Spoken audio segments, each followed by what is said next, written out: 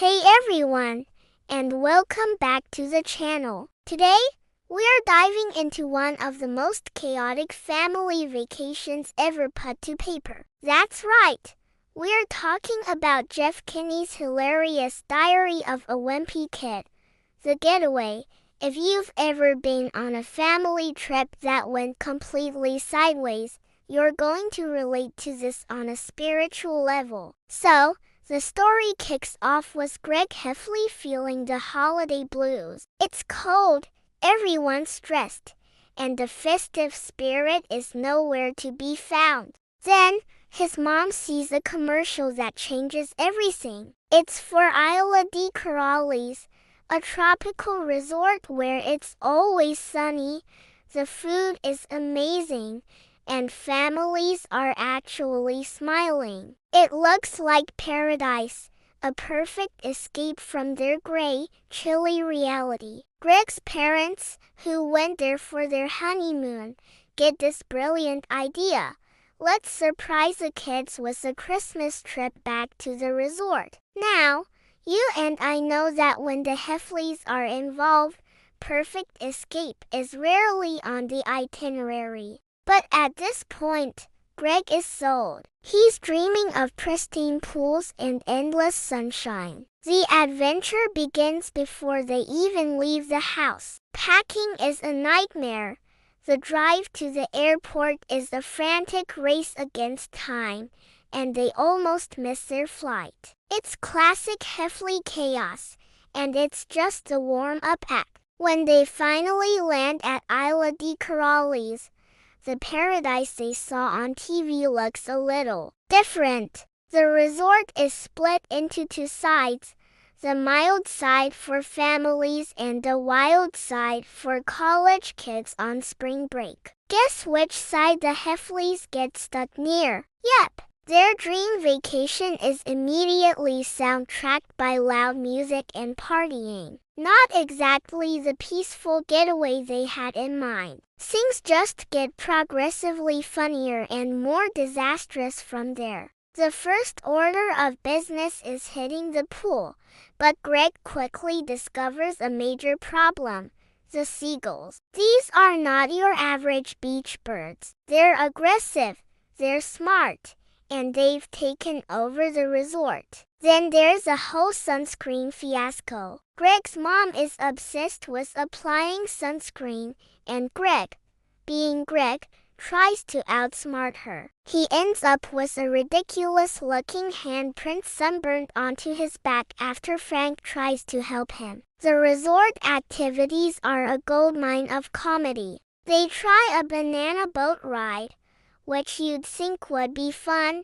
right? Wrong! It turns into a terrifying ordeal that leaves them all shaken. They attempt to go snorkeling, but Greg is more worried about the weird sea creatures than enjoying the coral reefs. One of the funniest parts is when they sign up for a tennis lesson. Greg and Roderick are forced to play against a super competitive, athletic family, and it's a complete humiliation. But the real highlight of their resort experience has to be the swim-up bar. Greg, trying to act cool, orders a smoothie, but he's surrounded by a group of rowdy guys who start a cannonball competition, splashing his drink everywhere and pretty much ruining his attempt at being a sophisticated vacationer. It's moments like these that make you laugh out loud because they're so painfully relatable. The Heffleys' problems aren't just limited to the resort's activities. They also have some serious encounters with the local wildlife. Greg becomes convinced he's being hunted by a giant spider he saw in the hotel room. He spends half the trip in a state of constant paranoia,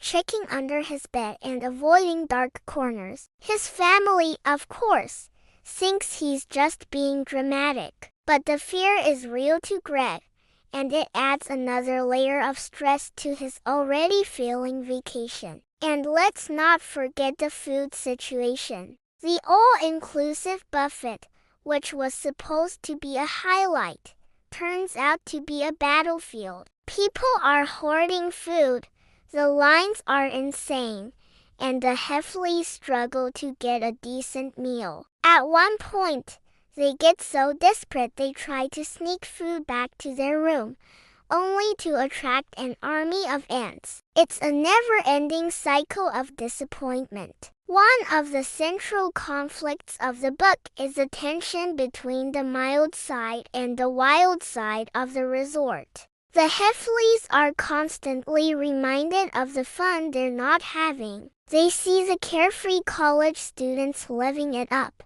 while they're stuck dealing with lost luggage, sunburn, and family arguments. This culminates in a hilarious sequence where the Heffleys accidentally wander over to the wild side. It's like stepping into another dimension, and they stick out like sore thumbs. The breaking point comes when a massive storm hits the island. The power goes out, the resort is thrown into chaos, and all the guests are forced to shelter in the main ballroom. The dream vacation has officially turned into a survival situation. This is where the Heffley family dynamic really shines. Even in the middle of a disaster, they find new and inventive ways to get on each other's nerves. But it's also in these moments of crisis that you see them come together, in their own dysfunctional way. They realize they're all in this mess together. The storm effectively washes away the fake paradise facade of the resort and forces everyone to just be real. The fancy dinners and planned activities are gone,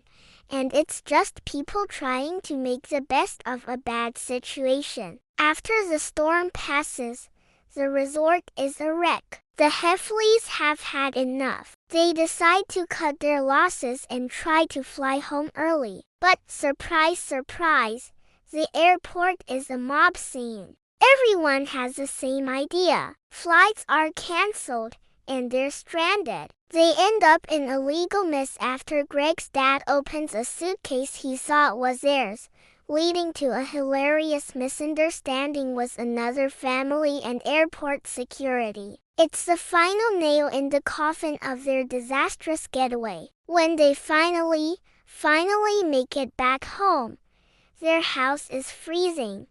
The power is out, and it's just as miserable as when they left. But there's a difference. After the nightmare they just endured, home doesn't seem so bad anymore. They huddle together under blankets, and for the first time, they actually seem to appreciate the simple comfort of being together, away from the chaos of Isla de Corrales. And that's really the heart of the getaway. It's a fantastic reminder that the grass isn't always greener on the other side. The Heffleys chased this perfect, Instagram-worthy vacation, but what they found was just a different set of problems. The book hilariously satirizes our modern obsession with perfect holidays and curated experiences. What makes it so brilliant is that even though the Heffleys' vacation is an absolute train wreck, it's an incredibly entertaining one. Jeff Kinney has a unique talent for taking everyday family frustrations and amplifying them to comedic perfection. From sunburns to spiders to sibling rivalries, every page is packed with relatable humor. Greg's narration is, as always, the perfect mix of self-pity and sharp observation. So, is A Getaway worth a read? Absolutely! It's a classic Wimpy Kid adventure that will have you laughing from start to finish. It's a perfect book for anyone who loves the series, or for anyone who's ever had a family trip go hilariously wrong. It teaches us a valuable lesson.